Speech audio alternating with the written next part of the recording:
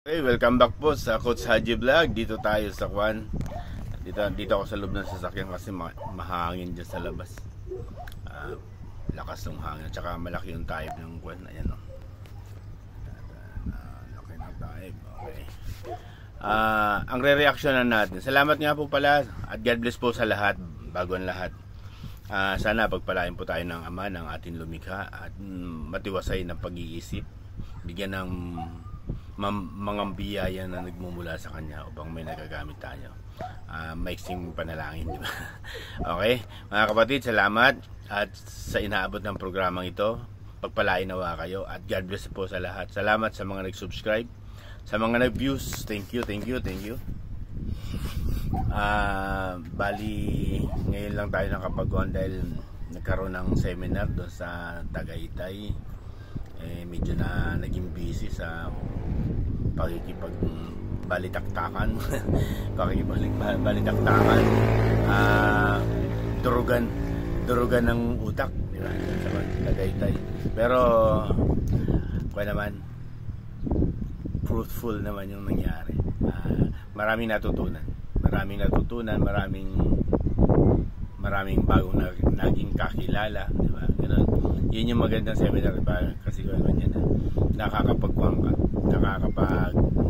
marami kang bukod dun sa location, yung parang ambience na iba, yung mga kakilala, yung mga hindi mo kakilala po pala, nami-meet mo sila na iba't ibang lugar po kasi yan. Okay, ang ating bibigyan lang po ng reaction at saka opinion ay regarding doon sa naganap na budget hearing ng diba? sa Congress kahapon. Maiksi lang po tungkol kay Bibi Sara. Maliwanag ang kanyang mensahe, diba? Maliwanag. Ang nakita ko doon, bigyan lang natin ng reaksyon yung abot lang po ng ating makakaya. Ang nakita ko doon at parang nabasa ko doon sa isang parte ng kanyang mga nagpapaabot siya ng wag ako, mga ganon, yung mga salitaan natin, mga kanto-kanto, hindi katulad sa kanila, di ba, mga kanyan sa kanila, yung parang sa atin, wag ako, alam ko yung barahan nyo, di ba, parang ganon ang mensaheng ipinaabot ni Bibi Sara, di ba, kasi nag-opening statement siya doon regarding doon. Hindi naman talaga hindi naman talaga tungkol sa budget o tungkol doon sa hinihilingi lang ng OBV office na budget sa taong 2025. Kasi base doon sa napansin ko, mga kapatid, ang layo, di ba? Mula pati yung 2022, di ba? Kaya siguro nakuha ko, bali tama lang yung ginawa ni Sara, yung pag-alis. Dahil 2022 pa yun. Kinakalkal nila yung, di ba, confidential fund. Yung confidential fund na yan, inalis niya na nga. Para nga daw hindi siya maging divisive sa mga Pilipino. Kusa niya nang, sige, alisin na natin yan. Tapos, di ba, yung mga bagay na kakalkalin pa yun. Anong motive doon? Ang motive doon, parang sirain lang siya, di ba? Ang motive doon para bigyan siya ng tinatawag na parang grandstanding doon sa mga congressman. Tapos siya naman madadown, di ba? Wala naman, ang pinag-uusapan doon yung budget 2025. Irrelevance, di ba? Tingnan mo, mga kapatid, di ba?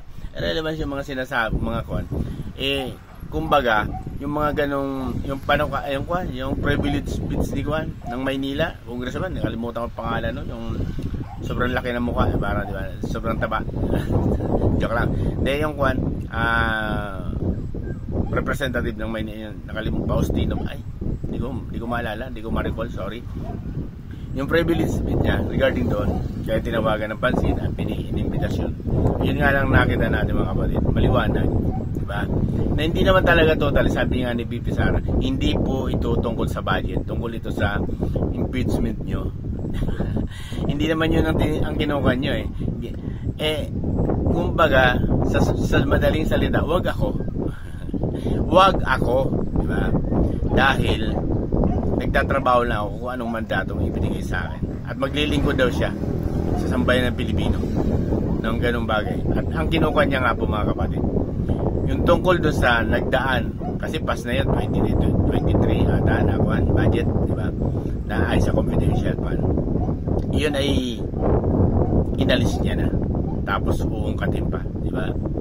Kaya nga para wala nang gulo, wala nang usapin, para wag daw maging divisive yung mga Pilipino, o sige, alisin na natin yan. Di ba? Ganun lang.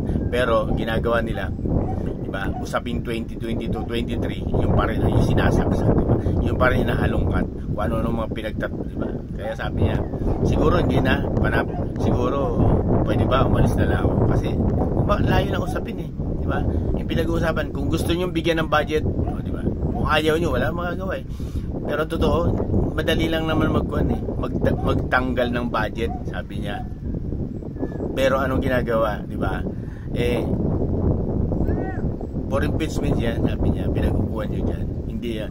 Kumbaga, sa salita natin mga kapatid na mga kwan, hindi tayo pinanganak, parang kailan lang, di ba? Ano lang yan, mga kapatid? Hindi pinanganak si Pipi Sara ng kailan lang. Basang-basa naman talaga yung kwan nyo. Kung gusto nyong, kung wala siyang budget, wala nang magagawa, di ba? Huwag kayong magbigay ng budget, sabi ni Pipi Sara, di ba? Ayun. Tapos na-interview siya doon sa labas. Never again. Tinanong siya kung pwede pang makipag unity o pwede pa magsama ang Duterte at saka Marcos. Never again. Ibig sabihin, tinuldo ka na, di ba?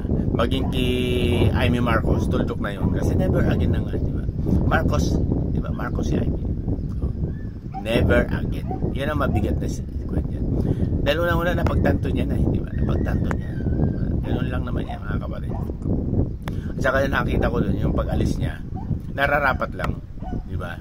Hindi nga siya nag-oath, di ba?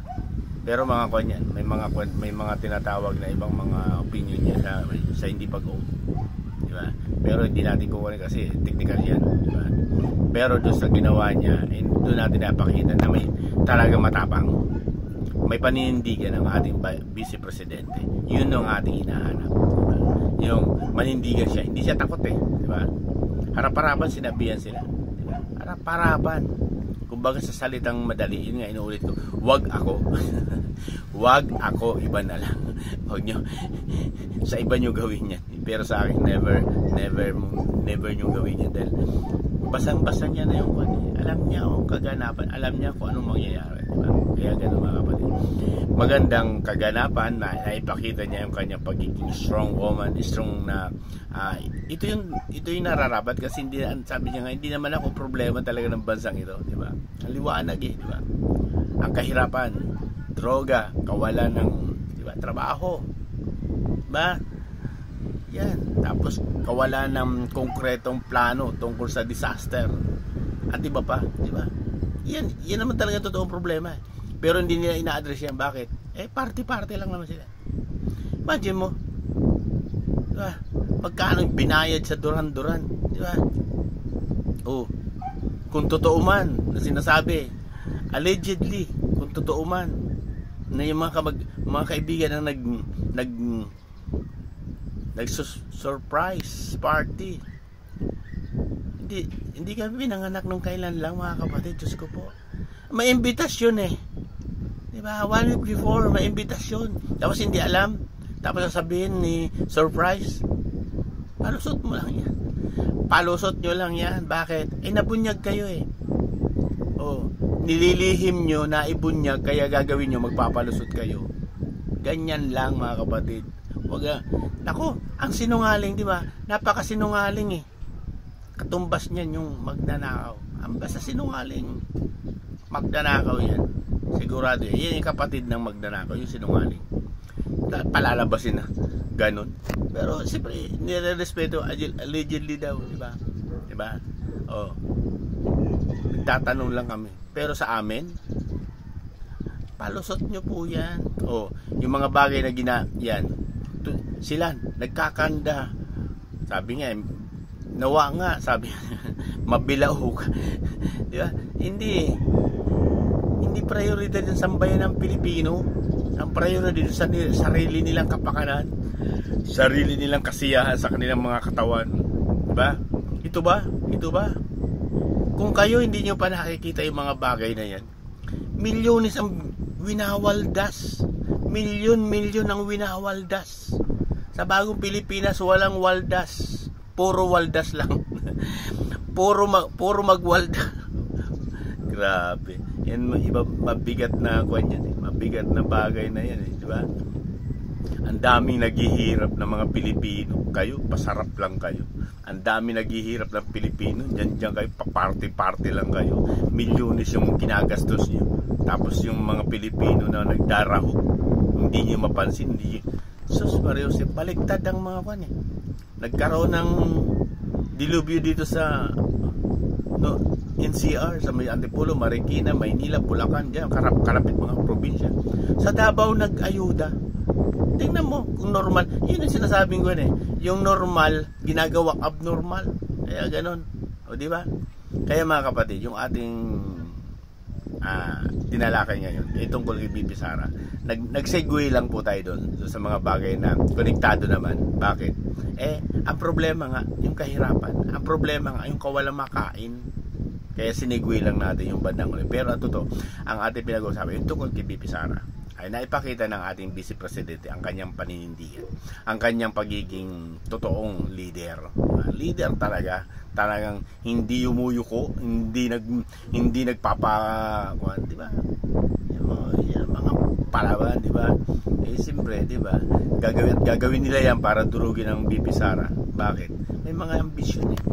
Lalo ito si Tambaloslos. Nako, may nagmamando diyan, yung mga ganyang banatan. So, basang-basa na ni BP Sara yan. Okay mga kapatid, salamat. At God bless. Lagi kong sinasabi, pag mali, pag tama, magsama-sama tayo. Okay, salamat at nabigyan natin ng opinion at reaction. Nawa pagpalain po tayo at ingat po tayong lahat. Ingat po kayo lahat. God bless po. Sa lahat po. God bless.